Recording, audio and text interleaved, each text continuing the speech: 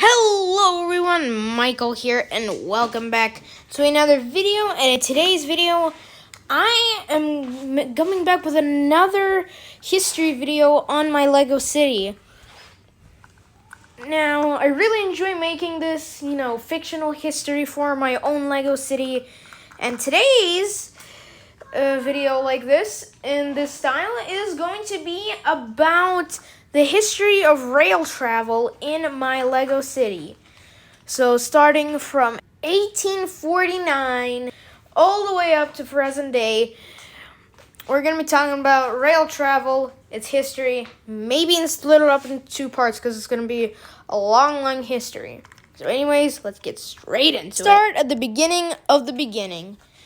So all the way back in 1550, one coal hauling company came up with connecting a stagecoach on wooden tracks and connected it to a horse to pull it along wooden tracks. And for under 300 years, that has been the way of rail travel. But it all changed back in 1804. When someone invented the first steam-powered steam locomotive, called the Coal-Brookdale. Its top speed was 3 miles an hour and looked very, very weird. It had a bunch of cogs that alternatively worked as pistons. Well, not really. So basically, there was a giant barrel, an iron barrel, that got heated up, and the steam pushed a metal square that pumped a cog, which turned a bunch of other cogs, and that way moving the wheels. Now, for this, it was just an amazing marvel of engineering back in the day. But sadly, it only made two to three trips, and when it ran over the rails, it just broke them beneath it. Design was very poor, didn't really do well, and was soon scrapped. Then, in 1814, the Blunacher, I don't really know how that's pronounced, was invented, the second ever steam locomotive. But that was also quite a failed unsuccess until 1825. In 1825, George Stephenson decided to make his own locomotive building company, and he designed a design that would change the entire way of transport forever. He created the all-time, the famous, the hero, the rocket. And this was such a marvel of engineering back then. Its top speed was 35 miles. Now I know in today's standards that may not sound like a lot, but by those days' standards, it was so fast that you could literally get your head ripped off. Now, we know that's not true today, but that's what physicians literally thought back then. It went so fast, and all because of its different system of small, tiny, little individual straight pipes from the firebox into the funnel, and then into the cylinders, which were pointed at a 35-degree angle forwards that made it go faster. It also had a mounted barrel tender, which was very, very useful, but it didn't mean it had to refill quite often. But then, a couple of years later, Brick City was founded. Now, originally, back then, Brick City, when it was originally founded, was not called Brick City. It was called Dungeon City. I know, very, very, very weird name, but that's literally what it was called. And it was founded by the great Albert Brixton. Albert Brixton was the great man who founded Brick City, or should I say Condunction City, as he called it. But it was later changed. But the name of the city went through a lot of changes, which I will explain in the official History of Brick City video. But today we're covering rail travel, so that doesn't matter. So, after a while, a couple of years after the city was founded, and more people started moving in, the population was currently 2,036 people. And back then, cars weren't even invented, like literally.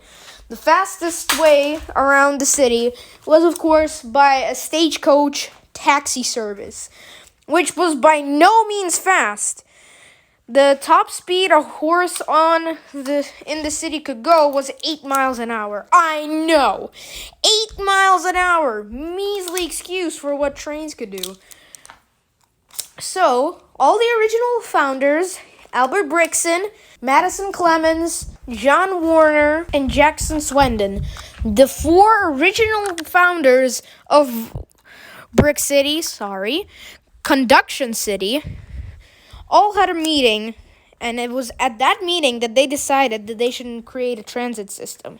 In fact, it was John Warner who officially decided the idea. The same man who we talked about in the last video who created the very strange mountainside railway. That same man. And all the founders thought it was a good idea. So they got straight to work on building a transit system around the city. Now, people were amazed when this happened. This was like a miracle that happened to them. But it wasn't as much of a miracle when you saw what was the first engine. Yeah. Very, very strange. It was coffee pot number 87. Shipped over from England, shipped over to the United States, and that was the only engine. There was actually 3 more coffee pots that served around that time, and they served quite strong and quite well for about 8 years until the founders thought it was time for an upgrade.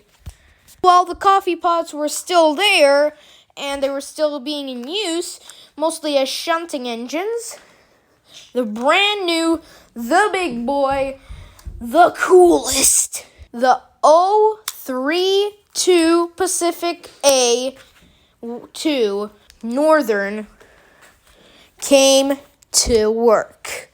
This was an absolute beast, completely dominating the coffee pots. With like a normal coffee pot of Brick City, only their top speed was 39 miles an hour. This big bad boy had a top speed of 85 miles an hour. People were thinking this is like the best invention or best thing that happened to the city ever. And it was, until some more trains came along, which we'll get to soon. This train completely changed the tide of transport in the city. But then, something happened. The Civil War started, and it was a hard time for Brick City. Most of the trains in Brick City had to go on a service to transport guns, goods, food, all around the quite small country of America, delivering all of that to Union soldiers around the country. And the city was left trainless, which was a really, really bad. But Condunction City kept on going strong. Even though it was raided many, many times by Confederates, it still kept going strong. But after the end of the Civil War in 1865, things took a turn for the best, finally. Everything returned to normal. The trains came back. Everything was back to normal. Everyone was rebuilding all the buildings.